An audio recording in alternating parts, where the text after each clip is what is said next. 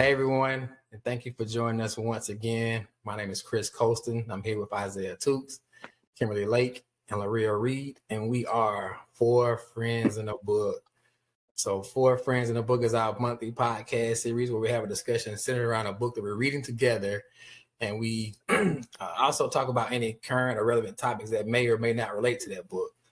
So, somewhat of a book review mixed with just table talk amongst friends. So for our Four Friends crew that's already with us, we thank you guys. We appreciate your support.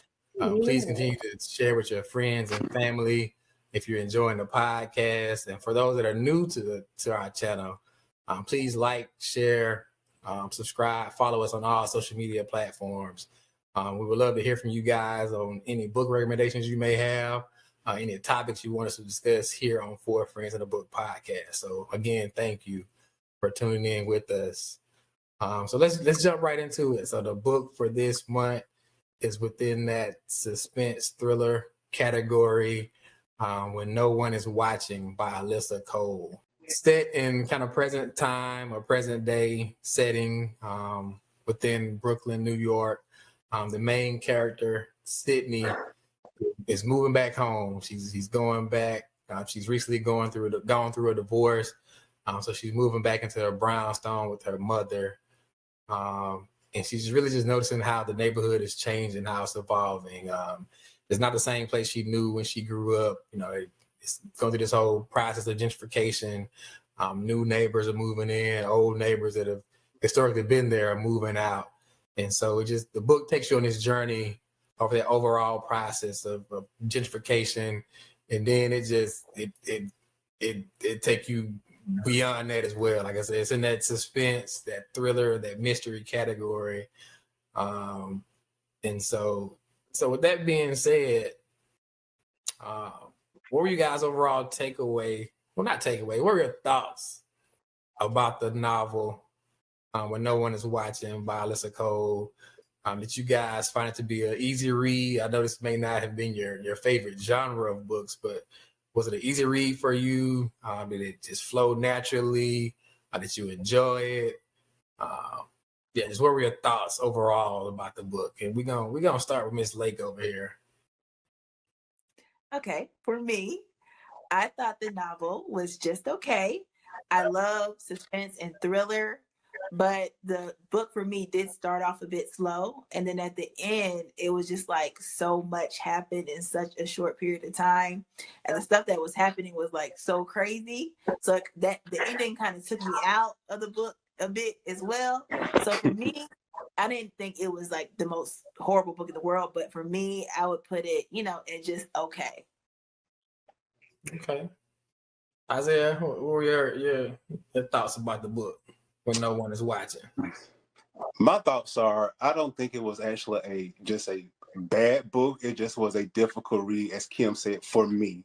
To be honest, the book started out really slow. It was hard to transition from chapter to chapter because I actually kept losing focus on what was actually going on with the book. I was expecting this book to be a thriller because it was advertised as a thriller, but it was more of a romance novel and a long way from a thriller. The relationship between Theo and Sydney was predictable, and their relationship became like the bulk of the story rather than this being a thriller. And as Kim said, like it was like a really difficult read, and then once you actually got towards the end of the book, it just took you on like really, really high roller coaster, and then just dropped you off on a cliff. And I don't know actually how I got to that cliff, so that's what I was saying. It was just basically difficult. Like what happened from the beginning that got me to this cliff, and it just mellowed out. So it was a very difficult read for me to understand what was going on. All right, Laria, what was your thoughts? What's your take on this book? Okay, so I normally don't read thrillers, suspense books. I'm all about biographies, memoirs, like history, facts. Um, I'm all along those lines. So for me, I was kind of like, okay, it's gonna be new, it's gonna be cool. It was a lot of information. You really had to pay attention if you're reading it or listening to it on Audible. of what was happening. But what it reminded me of was Tyler Perry's movies. You know how, or his sitcom, what's the Tyler Perry movie that sitcom that comes on BET? I forgot. But anyway, it always has like at the end like 20 million things happen, and you're like, what? So like the last 2 chapters or whatever, it was just like boom, boom, boom, boom, boom. But we hadn't, and it was so slow starting. So I agree with them. It was not a bad book. I think that everyone should read it. Melissa Cole is Tyler Perry's first cousin in my mind, the way she writes. Okay. And it was kind of telenovela, sitcom-ish Tyler Perry. You know, so if you like that kind of stuff, you'll really enjoy this book. I'm more of a gonna tell me what I need to know, build me up really quickly and get me to the point. She didn't do that. She was kind of slow with it. So, but the knowledge that she dropped about gentrification, I really enjoyed. So it was cool. It was cool. It was different, but it was cool. Different isn't always bad. All right, so it appears that the consensus was the book was a little different. It was maybe non-traditional or a little, I guess, outside of what it was expected. So I listened on Audible. You looking up like, yeah, I'm trying to find a word. So to me, it wasn't a bad book. I listened on Audible, so I didn't actually read it. So I was kind of hearing the words, and the one thing I did appreciate was I think it was narrated very well.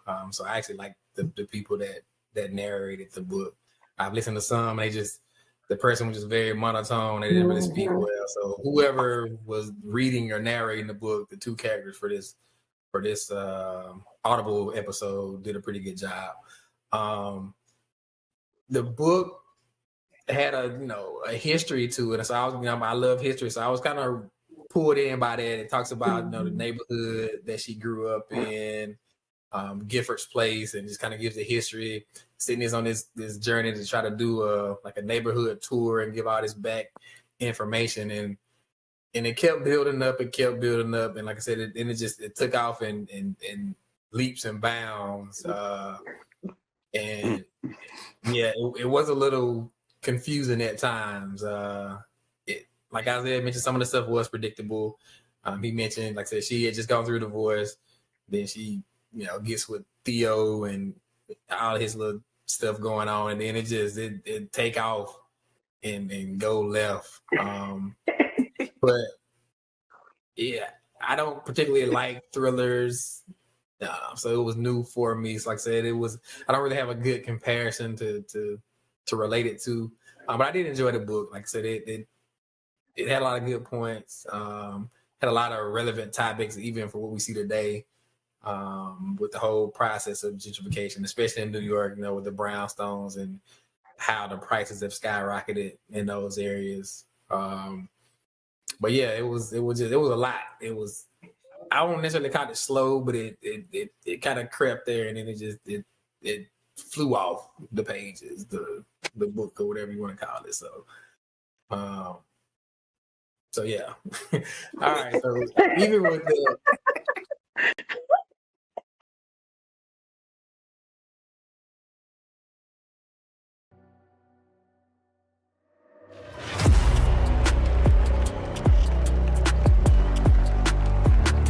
an iMac computer, but you have a cell phone. Maybe you have an Apple cell phone. Leverage that to then create what you find important. How do we make sure that our children, what they're learning, is positive? Yeah.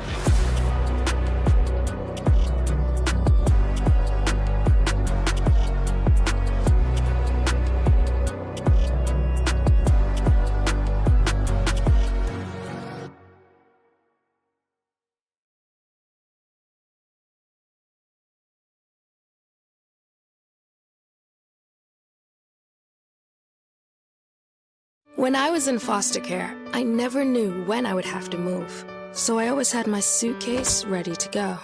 Then one day, I was adopted. My new parents opened their hearts and home to me. My parents cook my favorite breakfast for me every morning. My parents take me on trips I never thought I would go on. They gave me a home and an even better reason to use that suitcase. My parents aren't perfect, but they're perfect for me. What is your theology of worship? I think theology of worship for me is just the study and understanding of God.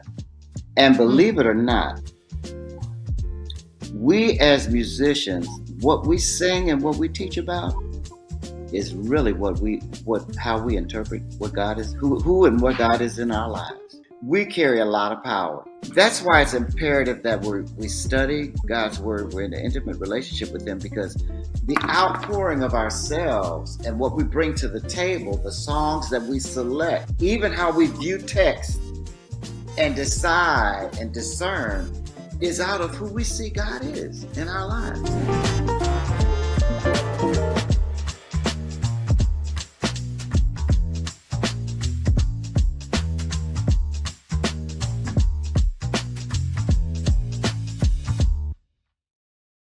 So we talk about these characters. So Sydney again is a main character within the book, and then it transitions to my boy Theo. Wow.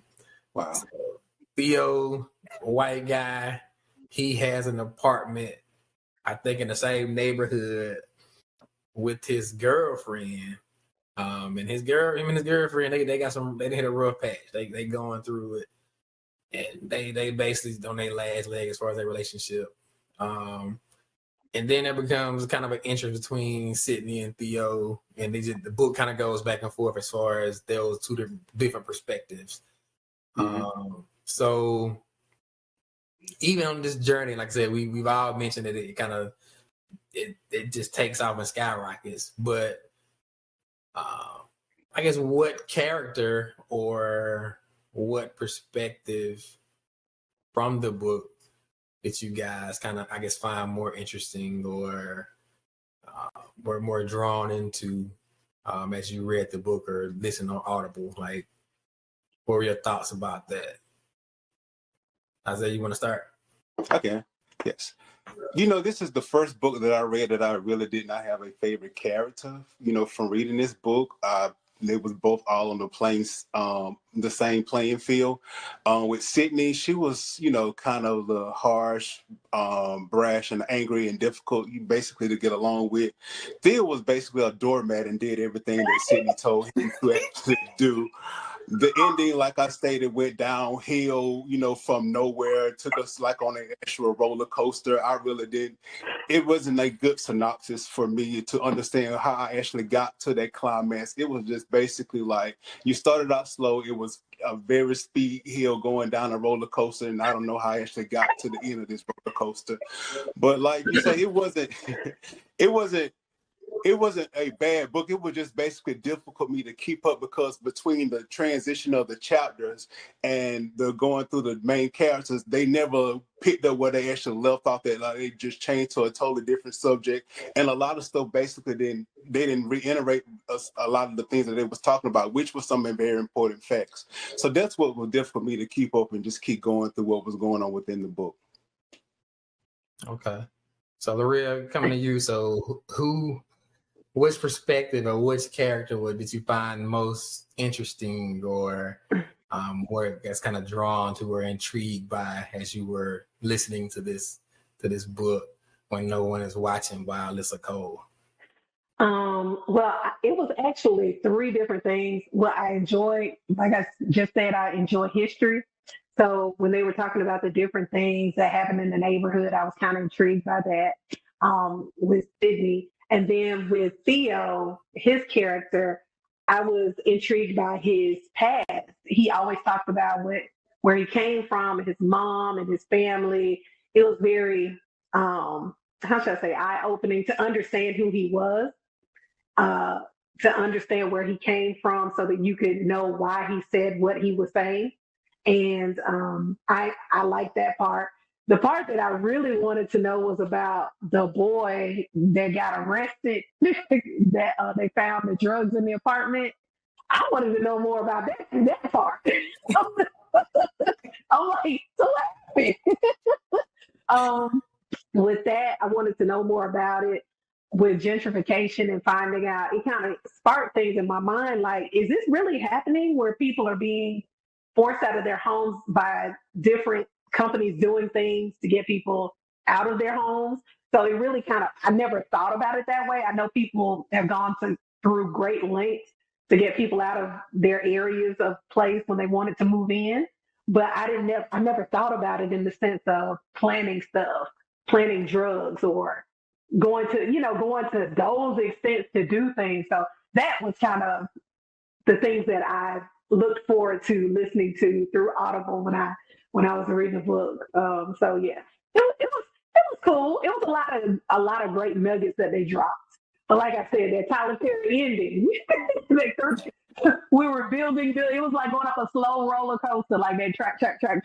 But it was like that for days, not for hours, but days. And then it was like, whoa.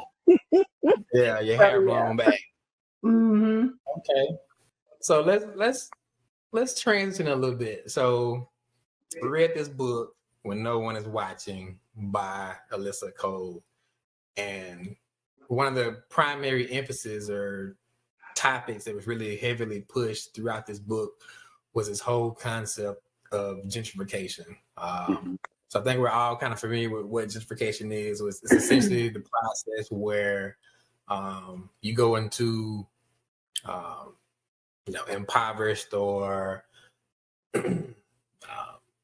kind of poor neighborhoods, and then there's this influx of money that's poured into them to kind of redevelop them. You have areas where they have been historically, maybe have been a Black or minority owned or operated area, and then you have this influx of middle class and wealthy people moving in to these traditionally urban areas and kind of taking them over. What are you guys' thoughts on this whole concept of gentrification? Like, when you hear that, like, what comes to mind for you? Like, what do you immediately think about when you hear the word gentrification? Or even if you have any experience or exposure to it, like, what are your thoughts or feelings behind that whole process?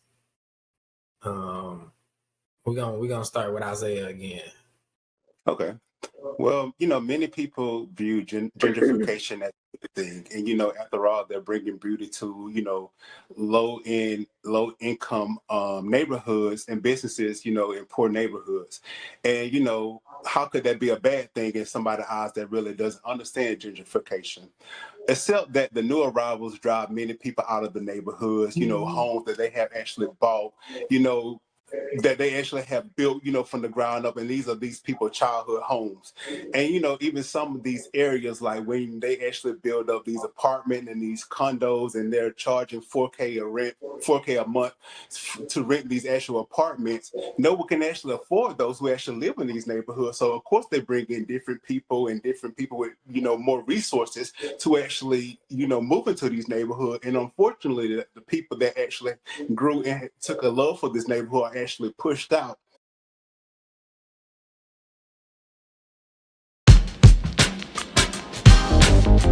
Today, we're going to be making some pickles. Pickles is a Haitian condiment. You have cabbage, carrots, shallots, bell peppers, and onions, white vinegar, and you let it sit in the refrigerator and chill.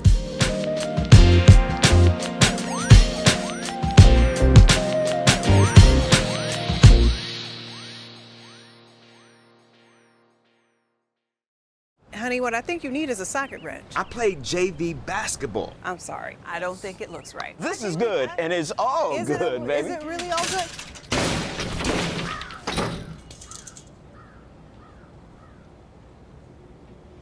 If you love me enough to routinely test your handyman skills, not to mention the strength of your marriage, then of course you'll visit nhtsa.gov/the-right-seat to make sure I'm in the right car seat. I'm gonna call my dad. Do you not understand? That is the very reason why you don't need to say to a person that I love you.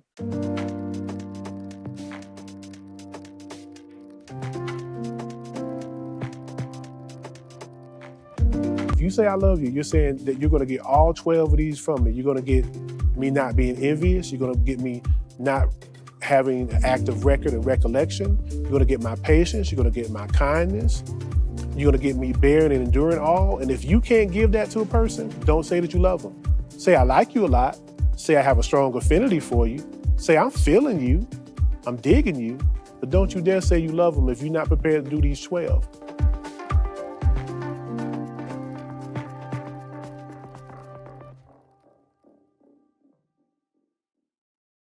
Some history behind that is that this has actually been going on for years, where they actually will zone people out and they will put people in a particular area and they will pay them to actually stay in this area. Like, I want you to stay in this area. You can't move here in the suburbs where I live at, but I'm going to pay you to stay over here. And once you move, the payment actually stops. And I think that it is wrong on so many ends, that so many people are like relinquished to poverty because they want that subsidized payment just to stay in this particular area, not to move out to the suburbs where it may be more nice.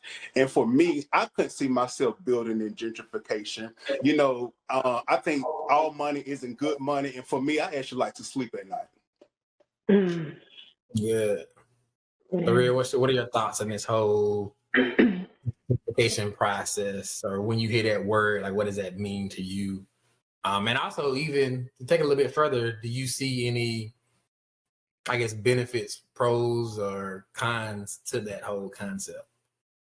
Well, for me, when I hear gentrification, I automatically think of greed, because that's really what it boils down to. I mean, you got people in a neighborhood who can't even afford to live in the same neighborhood they've been living in for years. They did that every time in Atlanta when they build a new stadium or something like that. There's even an older lady, my mom always talks about this with the Falcons, when they first built that dome, the very first one, they came in there and just, it was ridiculous. And she told them they would never win anything because they put so many people out. And look at the Falcons today. They said that lady cursed them. And they have been able to win a Super Bowl, I'm just saying. And that was back in the 90s. So, hey. But I just feel like it's greed. I feel like it's just not right. I understand if you want to come in and revitalize a community and do it for the right reasons and bring things up, great. But do it where the people that live in the community can actually come up as well. And it can be a win-win situation for everybody if it's done the proper way. But these companies that come in, they say, where's that? Okay, this land is cheaper over here. We can come in here and buy all these people out. They're ready to sell. If we come in and ask them, tell them we'll give them a certain amount of money. And just think about it. You've been owning your house and somebody comes in and says, hey, I'll give you $150,000 and you owe $20,000 on your house, and you're like, okay, fine, but I mean, how can you turn it down? So you're going to leave, and I just believe that it's wrong. And like Isaiah says, you want to be able to sleep at night, and you can't. Y'all know I'm saying you cannot be blessed doing people like that. You will not be blessed doing that. So that's my thing about that. Yeah, that's the word. That's what the word of God said. Although they don't know, but Preach it, preach it. So Kim, gentrification, what does that mean to you? Do you see any pros and or cons to the whole concept of gentrification? When I hear gentrification, the first thing I think about in the neighborhood is a Whole Foods grocery store. Like, if a Whole Foods pops up in one of these neighborhoods, I'm like, okay, y'all have been gentrified. So that's the first thing I always think about. That's true. I think that it's unfortunate for the residents that have lived there, like in real life and like in this book for maybe 30 years, or you grew up in a neighborhood and all of a sudden, one, you don't recognize it, and two, the people that live there are leaving, and three, you kind of have to decide what you're going to do. And like Maria said, I mean, if you're in a lower income area, if somebody comes up to you and is like, hey, here's a check for $150 or $175, that's a lot of money for anybody to turn down. And unfortunately, like, it's in those instances where they're taking advantage of those residents, because that property for 175 turn around and be worth $800,000, you know, and then the people that do live there and are renting and don't own, they just get priced out of their apartments and have to leave. So for me, I think it's unfortunate. There's a difference between, like Laria said again, gentrification and revitalizing an area. I think people should invest in these areas. I mean, the residents that live there now, who says they don't want to shop at a Whole Foods or don't want these nice restaurants or places to be? Just because they're in a lower income area doesn't mean that they don't want those same amenities themselves. So I think that we should look into revitalization and what that means to help people in the whole community come up together. That's true. Yeah, that's good. That's true. Yeah, and I don't know. For me, it's we've read these other kind of historical books, and I'm a history guy. Even with the last book we covered, where historically you had people that were limited to only certain neighborhoods or certain areas within a town or a city, and again, they were considered urban areas. You had a huge influx of people that left the inner city to move to the suburbs. And now you're seeing the reverse trend of that, where people are moving back into the inner city, and these areas are now becoming, the it place to be, and all the development is happening around it. But it is a lot of greed and just there's so much money involved in this process that it really makes you question the true motivations and the intentions, of this.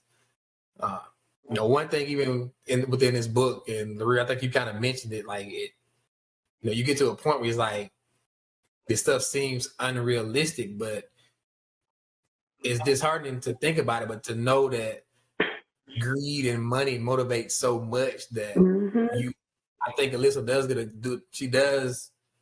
do a good job of kind of highlighting this, that, these may not be just wild fabrications of our imaginations. Like, people may be going through these great lengths of literally, planning and plotting and starting riots and, taking these whole initiatives and, kidnapping people and like doing these things just to get these people out of these neighborhoods because they know how much more money they can make, how they can turn and flip these properties, and make a quick dollar. Right. And so you guys bring up a good point, the whole concept of gentrification versus like reinvestment and revitalization of an area to, try to develop it and bring it up for everyone to participate in it. I think that's one thing, but when you are literally taking over areas and pricing people out that may have had a long history, you see a lot of that in California and Oakland, some of those historic areas where, they were really limited to, a certain group of people. But now, like I said, the money's coming in, they're able to buy the property up cheap and invest and throw these dollars at it. And you literally price the people out where they can't afford the taxes. Right. They can't afford to stay there. And the crazy thing is, like, this is not just an American problem. Like, this is an international problem and issue as well. Like, I visited South Africa a few years back, and they're seeing the same thing in those areas where you literally are just, people are coming in, they want to build condos and tear down these houses that were historically just kind of for a certain group of people. But like I said, development coming in, buying them cheap, building condos, and now it's a tourist attraction. And it's a sad thing, especially when you leave out the people that have the history and know the history of these areas. So yeah, I agree with all you guys.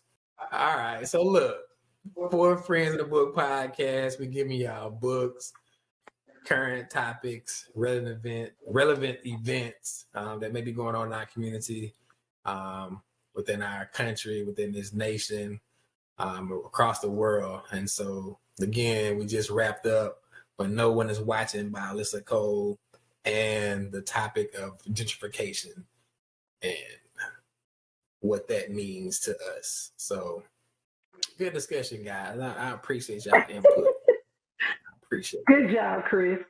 Appreciate you too.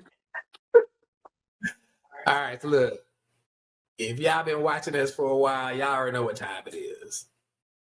Our favorite segment of the show. We have it every episode, which we call the rant. 60 seconds, uninterrupted. We're not debating. We're not contesting. We're not arguing. We're just giving talk, discussion from the heart. So we coming back to my brother, the rant man himself, Mr. Isaiah Toots, killing these rants every episode. He's been educating us. He's been giving us new information. He's been enlightening us. And like I told y'all before, we never know what we're getting. But again, we're not debating it. We're not contesting it. So my brother, go on, do your thing. Starting now. Go. The world watched hundreds of Haitians who traveled to the U.S. border to be turned away by aggression from the Border Patrol. And Haiti is only being punished because they were the first African American country to actually be free in this world hemisphere. And I think that the U.S. policy towards Haiti has always been corrupt, and it doesn't have to be that way, because we know that the U.S. can do it. There's a way to do it, and there's just no will to do it. And after being denied their legal right to make an asylum claim, hundreds of Haitians were deported back to where they found their unlabeled belongings scattered on the ground. And Black asylum seekers have a right to be here. These people could have been provided with food, shelter, money, and medical aid. And I spoke previously that the United States has promised to bring 95,000 Afghans here. And I'm not saying they shouldn't be brought here. They should. That is the promise of the country. But if you can bring 95,000 Afghans here, why are you sending a small amount of Haitians back on an airplane to a country stricken in poverty? And that's that on that. Thank you, brother. So once again, man, just educating us and enlightening us.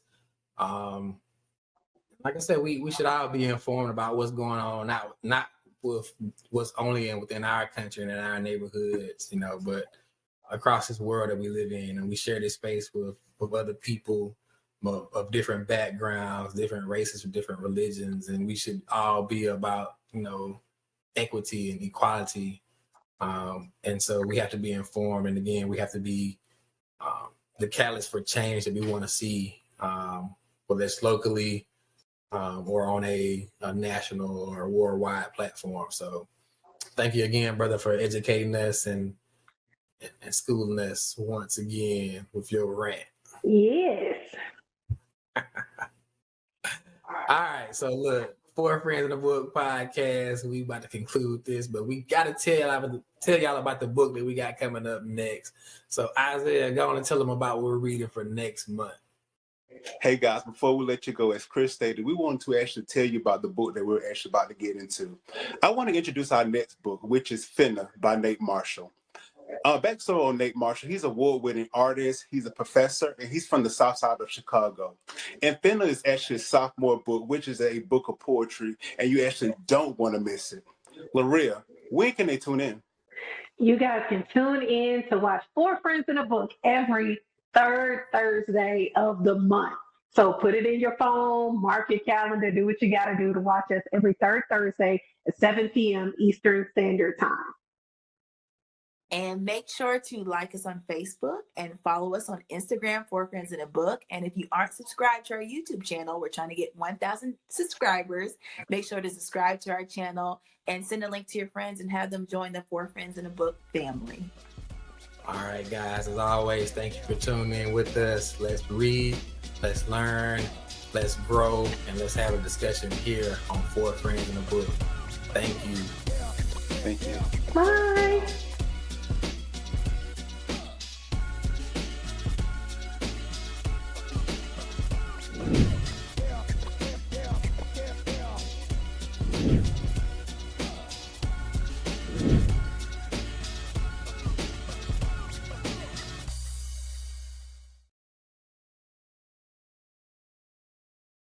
We know the elderly are usually always targeted.